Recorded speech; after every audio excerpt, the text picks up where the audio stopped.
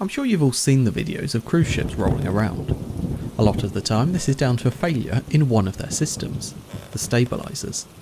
So how do these stabilisers actually work? Let's consider a standard cruise ship.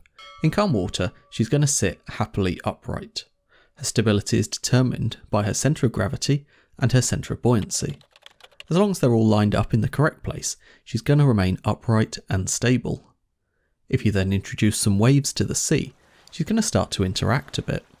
Smaller waves are unlikely to have much of an impact on a large ship, but as the wave size increases, the wave length increases, and you're going to start to feel the ship interacting. She's going to roll from side to side, following the rhythm of the wave itself. And this is purely down to the fact that as the water level on one side of the ship rises, the ship generates more buoyancy on that side, and this results in a force that makes her lean over.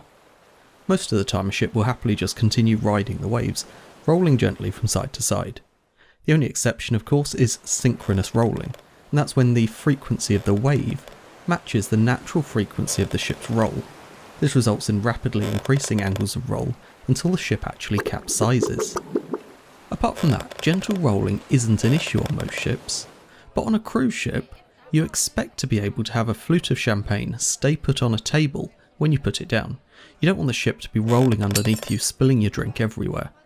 Instead, these ships use stabilisers to minimise that rolling. We want the ship to remain upright, while the waves run underneath her. The goal of a stabiliser is to counter the force generated by a wave. Unfortunately, that force isn't constant. As the crest of the wave hits one side of the ship, the tipping force is at its maximum. As the wave crest moves through the centre line, the force becomes pretty much zero, and then as it moves to the other side, again the force becomes a maximum, but in the other direction. The stabiliser needs to counter all of that. It needs to be able to change the amount of force it generates, depending on the exact location of the wave, which of course is constantly changing. To do that, the industry has come up with a few types of stabiliser. I'm going to split them into two categories, active and passive. A good example of passive stabilisers are bilge keels. These are protrusions on the bilges of a hull, and all they effectively do is dampen any roll. They generate turbulence as they move up and down. To have any effect, they need to apply a force. As they're passive, they can only generate that force when the ship is rolling anyway. Bilge keels are okay at dampening a roll, and they're very cheap to install, so they're a popular design feature on many ships. Unfortunately, they don't do enough to produce the required counter effect that we need on a cruise ship. Another method of stabilisation is passive anti-roll tanks. These are tanks installed in the extremes of the ship's breadth. The key to these is in the design of the crossover pipes. Normally, with the ship upright, they're going to have the same amount of fluid on each side. As the ship leans over one way, the fluid in the low side is going to increase. If you can control the flow of fluid enough, you can have the maximum amount of weight in that side as the wave moves across the ship. Theoretically, if you keep the fluid there while the wave crest is there, it can help to counter the roll.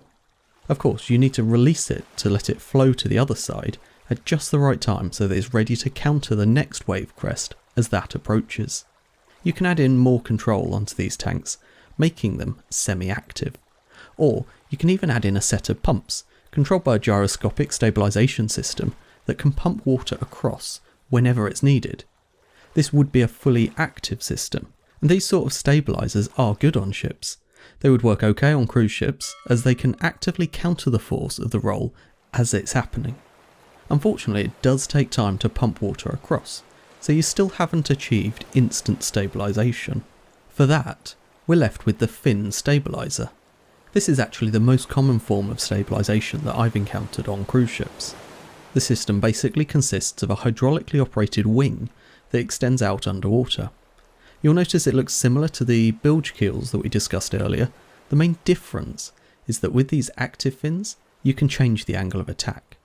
Looking at the side profile of a fin, you'll see what happens when it rotates. Turn it one way and the water flow will produce a huge force in one direction. Turn it the other way and you've instantly swapped the direction of that force. With the correct gyroscopic control, you just need to rotate the fin in such a way that it counters the force generated by the wave that is trying to roll the ship.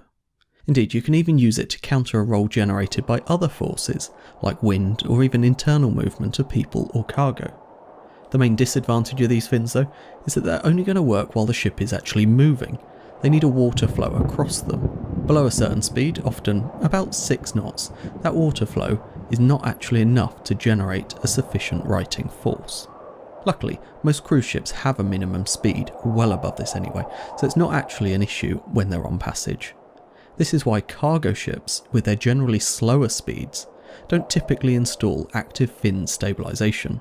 Saying that, there are container vessels that do, but only ones where their typical cruising speeds are high enough to get the maximum benefit.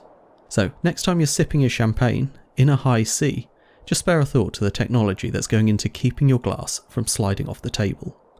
Hopefully you've enjoyed today's video. For more videos like this every other Friday, be sure to subscribe right here on the channel. Until next time, thank you for watching, and goodbye.